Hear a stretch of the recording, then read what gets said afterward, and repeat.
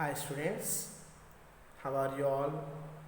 Up to now we had discussed the chapter chemical reactions and equations. In this video, let us discuss some of the MCQ type questions which are useful for the competitive examinations. Let us see the first question. The correct arrangement of the following metals in the decreasing order of their relative reactivity is. So some metals are given here and we need to identify which is the least reactive and the highly reactive among them. Before we go with the options, let us see a concept. How are the metals arranged in an order? We had already discussed this point in our topic, that is about the theory that we had discussed in the chemical reactions and equations. From that we came to know the potassium is the highly reactive metal in the top of the reactive series just placed because it reacts with the normal water itself. Then the remaining metals, even the sodium is also highly reactive towards to the water. The remaining metals that reacts with the normal hot water like calcium and magnesium. Even the aluminum reacts with the moisture, that is it will form the aluminum oxide layer around it. We had the iron that reacts with the steam because this iron reacts with normal moisture. Sometimes we can observe that the iron particles are getting rusting. So we say these are the decreasing in their reactivity order. We can find the hydrogen, which is a non-metal here. Whatever metal is there above hydrogen, it can displace the hydrogen from the acids like hydrochloric acid and the H2SO4. But there is an exception with the case of HNO3. In the case of HNO3, the released hydrogen will undergo oxidation. So this nitric acid itself is acting as strong oxidizing agent, whereas the oxides N2O, NO and also NO2 will be formed by the nitric acid. So we cannot say all the metals are going to release hydrogen gas with nitric acid. So the hydrogen is so taken by taking the reference of the metals that can displace the hydrogen from the acid. Below to hydrogen, we had some other metals like copper, mercury, silver and gold. These cannot displace the hydrogen from the acids. In these all decreasing reactivity of metals, we had the least reactive metal, that is called gold. Hence they use the gold in the ornaments. Thus, let us check the given options. In the option 1, they started with potassium, which is the highly reactive, and in the next less reactive to potassium they mentioned copper and gold, and the least is aluminum. But in the metal reactive series we don't find aluminum is the least.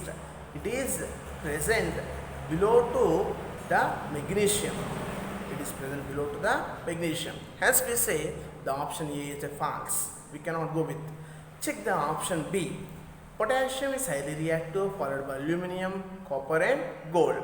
Yes, we can find potassium is highly reactive, then aluminum is there at the next fourth place to it, and the next is with copper and gold in the given 4 options. If you check the option number C, aluminum is at the top they had given. No, here we have the potassium at the top but not the aluminum. Hence, we cannot say the third option is the correct one.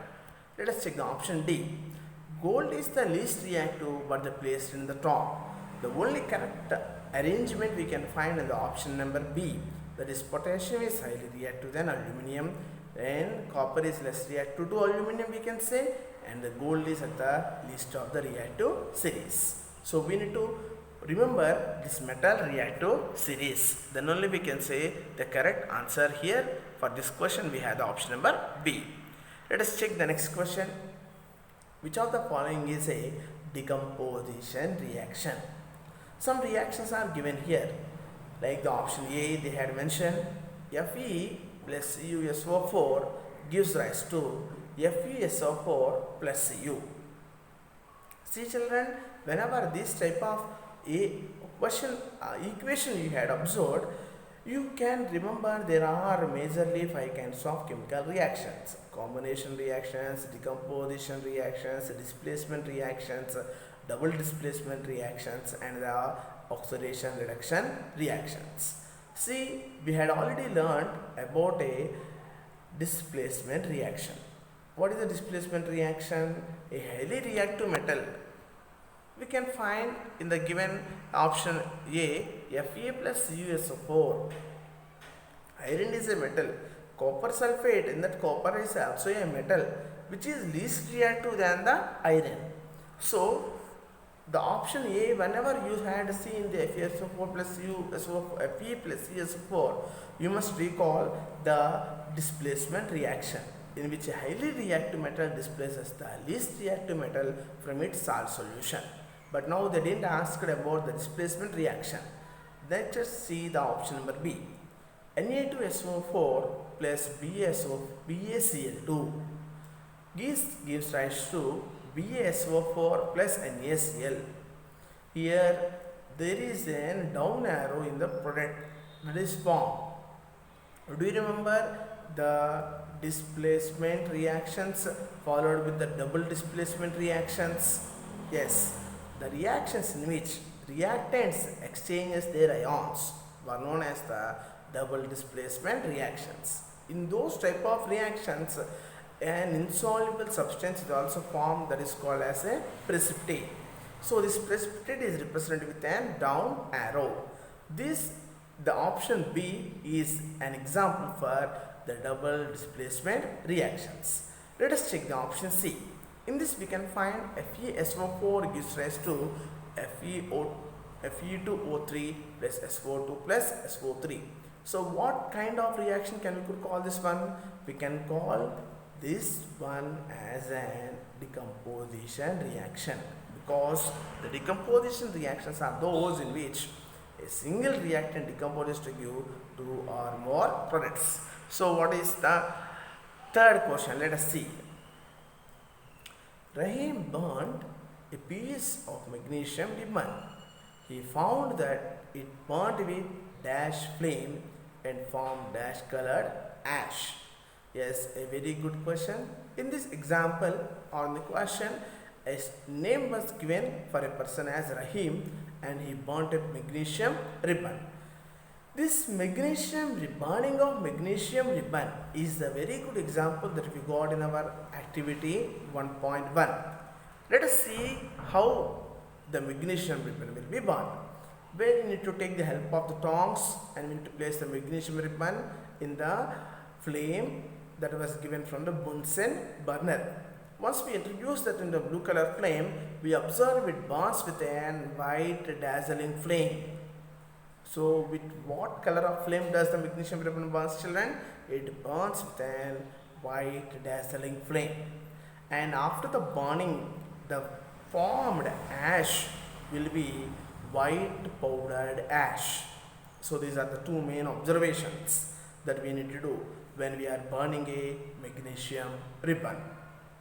So the two observations are magnesium burned with an white dazzling flame and it formed an white powdered ash. So let us see the given answers. Blue-green flame. We does not agree with the blue-green flame, so no need to check with the remaining part of the option A. Let us check the option B. Yellow dazzling flame. Yes, we need not want to check with the yellow dazzling flame also. White dazzling flame. Yes, we had observed the magnesium ribbon is burning with a white dazzling flame. And also, it had given white colored ash. On the watch glass, we had collected the white colored ash. So we had the option number C as the correct answer. Let us take the fourth question. Oxidation of fats and oils is called. Yes, very good. Some of the options are given. Let us check the first option. What is meant by corrosion? We had learnt in our topic, that is, the corrosion is the process in which A metal will react with atmospheric gases or the air, and it will also react with the acids. It is a process explained very clearly with a name as rusting only under the metal iron. So corrosion may take place in any of the metal we can call, but rusting is the word that we apply for iron. Means when the iron reacts with the moisture, it forms the brown color on its surface. Brown color flakes we call, that is the iron oxide. So the corrosion or rusting is the process in which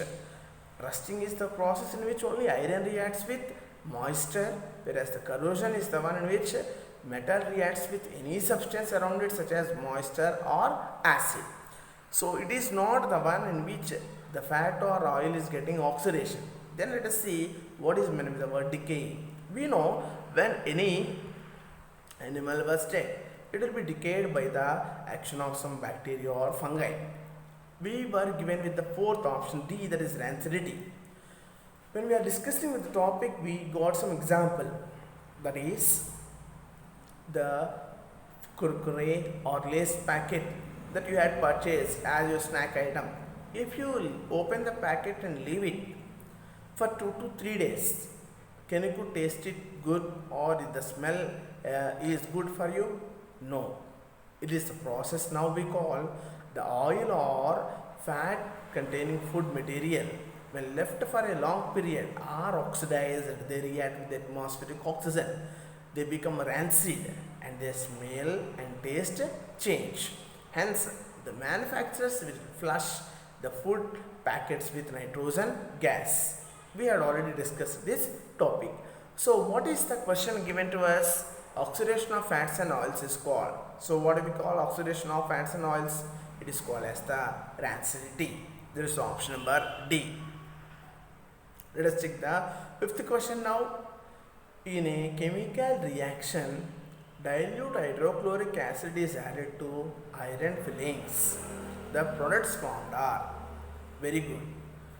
Here in the reactants, when we see dilute HCl is added to iron fillings, we had learnt in some of the examples like whenever we had added the dilute HCl, that is an acid, to any metal like zinc, that is forming a hydrogen gas, that is reducing the hydrogen gas along with the zinc chloride salt. In our present question, that was given like when HCl is added to iron, what will be formed? Here also it will be releasing hydrogen gas, because in our metal reactive series we had discussed a point. In our metal reactive series we had discussed a point. What is that point? Whatever the metal is at the top of the reactive series, then the hydrogen that can displace the hydrogen from the acids. So we are here in our question, that is with the iron can displace the hydrogen from the HCl, forming FeCl2 iron 2 chloride, and also it is reducing the hydrogen gas. So let us conclude our question, children. So in this question, what are the products that are formed? FeCl2 plus hydrogen gas. Means when metals are reacted with acids, the metal that is present above the metal hydrogen in the metal reactive series, it can displace the hydrogen. So the products are FeCl2 and hydrogen gas. Let us check out the options. A. Chlorine and iron oxide, no hydro. Chlorine and iron oxide, no. Hydrogen gas and iron chloride. Iron salt and water. In all the four options, we find the option A, C is the correct one. Let us take one more question with now. When a white powder A is added to water, a vigorous reaction takes place and large amount of it is produced. This mixture is used for whitewashing. Then A is called. A very lengthy question to be, but a very good application type of question. When a white powdered A is added to water, a vigorous reaction takes place These are just the example that we had chosen under the exothermic reactions. Let us recall from the topic that we had learned. It is also an example for the combination reactions. We had imagined we had taken a beaker. In that beaker we had taken some water. In that water now we had added some powdered substance, and this is the one in which we had got in the theory that this calcium oxide, when added to water it is forming calcium hydroxide. But the question is, like, it is giving a large amount of heat, means when the calcium oxide is combined with water it is giving calcium hydroxide. How did we conclude this? Means this is used for whitewashing. This is the main clue for the entire question. The whitewash is the one calcium hydroxide that we had already discussed. When we apply this calcium hydroxide on the wall, that reacts with carbon dioxide present in the air and forming calcium carbonate, that gives the white color for the wall. So now when we want to conclude the whitewash is the calcium hydroxide. Whitewash is the calcium hydroxide.